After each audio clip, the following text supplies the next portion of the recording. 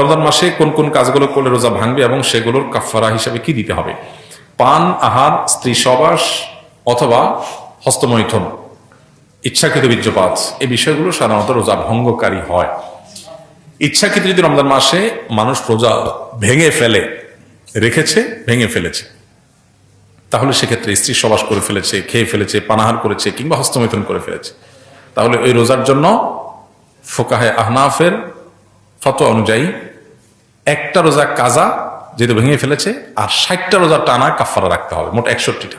এই টানা নির্বিচ্ছিন্ন রাখতে হবে, মাঝখানে যদি গ্যাপ দেয় আবার শুরু থেকে রাখতে হবে। আর অন্য ওলামা ইকরাম, হাম্বলী মাযহাবের ওলামা ইকরাম, তাদের দৃষ্টিভঙ্গি হলো শুধু স্ত্রী সবাস বা যৌনতা সংশ্লিষ্ট কারণে যদি রোজা ভাঙে তাহলে কাফারা, আর না হলে শুধু কাজা।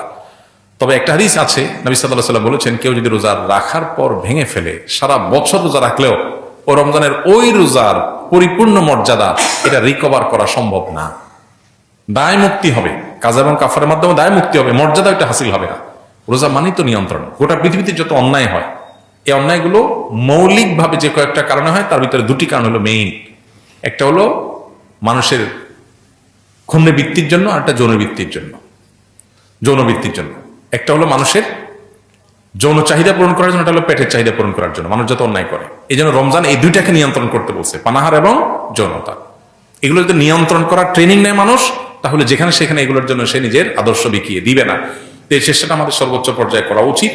এবং কাফারা দেওয়া 60টা রোজা সহজ বিষয় না, টানা রাখতে হয়, এটা অনেক কঠিন কাজ। এই জন্য রমজানের রোজা যাতে কোনো অবস্থাতে বিনা ওজরে না ভাঙা হয়। হ্যাঁ, কেউ অসুস্থ হয়ে গেছেন, ভেঙে ফেলেছেন, তার কথা ভিন্ন।